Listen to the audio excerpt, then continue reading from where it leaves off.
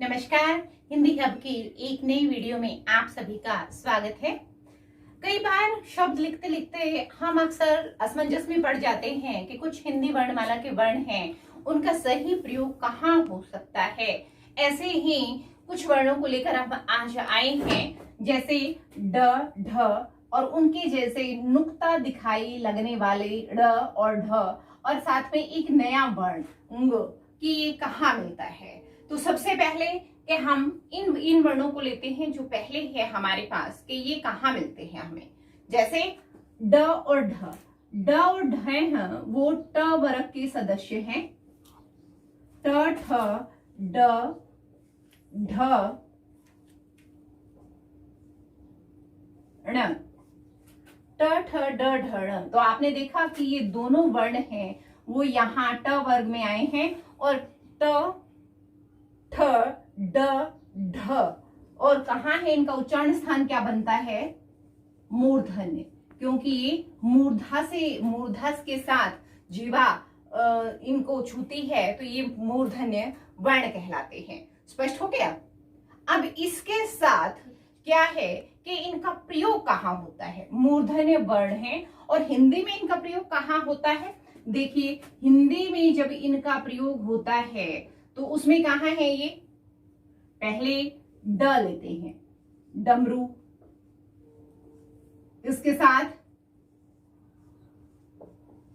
डगमग, है ना। ऐसे ही आगे बनाते चले जाइए, अनंत ये श्रृंखला है वो जुड़ती चली जाती है। लेकिन हिंदी शब्दों में अक्सर ये वर्ण पहले आता है, शुरुआत इस वर्ण से होती है। जिज्ञासाएं होती हैं, बिल्कुल। शब्द है अडिग। समझ रही हूं मैं कि प्रश्न आ जाते हैं बीच बीच में। आप कहेंगे कि अडिग हिंदी का है तो बीच में कैसे आ गया जी, है ना। आता है प्रश्न मन में, बिल्कुल आना भी चाहिए, लेकिन यहाँ समाधान है हमारे पास। देखिए, अडिग किससे बना है? अ जमा डिग। मूल शब्द क्या है? डिग, और अ क्या है? उपसर्ग। तो क्या हो गया? अ उपसर्ग है और डिग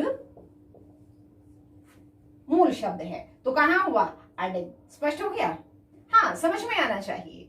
तो क्या हुआ कि सिर्फ उपसर्ग लगने के कारण ही इसका जो स्वरूप है वो बदल गया है। जब हम उसको पृथक कर देंगे तो वही नियम यहाँ पर लागू होता है। अब कुछ एक आप ये कहेंगे कि जी कुछ और शब्द भी होते हैं, तो आइए वही लेकर जा रहे हैं। अब क्या है? संस्कृत के जो शब्द होते हैं जिनमें ड का प्रयोग होता है वो कहां होते हैं? बिल्कुल, जैसे प्रचंड, अंत में आ गया ना। इसके बाद क्या है? पाखंड, ये कहां आ गया? अंत में आ गया।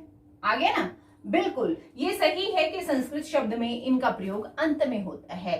अब इसका अपने आप में ही एक नया स्वरूप से आपको परिचय करा रही हूं मैं इनके, कि अंग्रेजी में जब इन शब्दों का प्रयोग करता है, क्योंकि हिंदी है वो क्या है? ऐसी भाषा है जो अपने शब्दकोश को समृद्ध बनाने के लिए हर जो भाषा है उसके शब्दों को अपना लेती है। तो इसमें आता है ये अपवाद है। देखिएगा, अंग्रेजी के शब्द अपवाद है इस नियम के। जैसे डॉक्टर, आगे है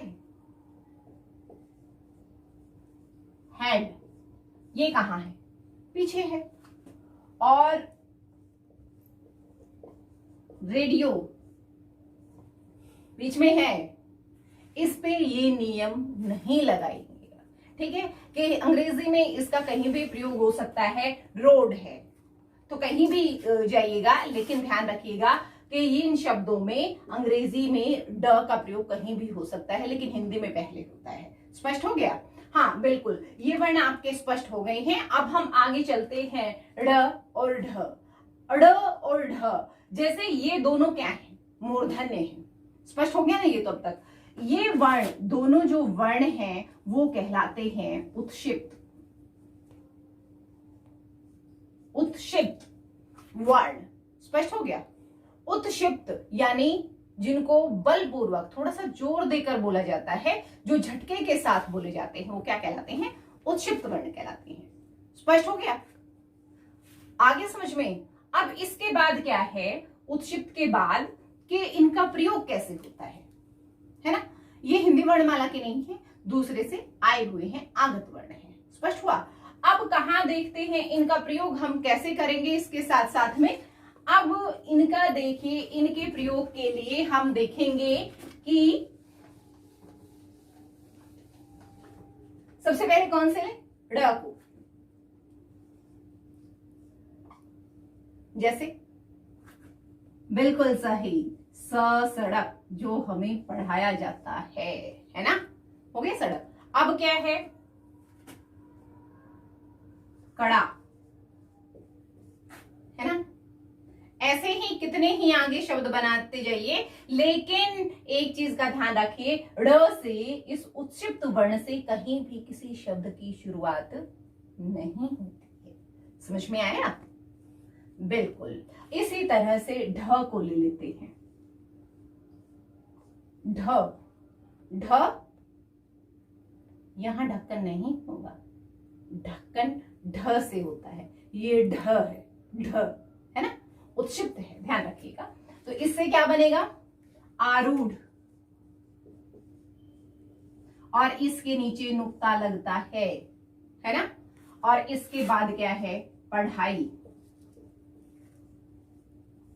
समझ में आया? ऐसे ही आगे आप बनाते चले जाएंगे इसके शब्दों, और इसके और भी शब्द बनते चले जाएंगे। स्पष्ट हो गया?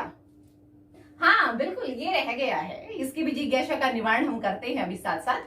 देखिए ये वाला है, ये क्या है, हिंदी वर्णमाला में देखिएगा कि क जब हम लिखते हैं पढ़ते पढ़ते, क ख ग घ, और एक क्या लिखते हैं, ड़, क ख ग घ ड़।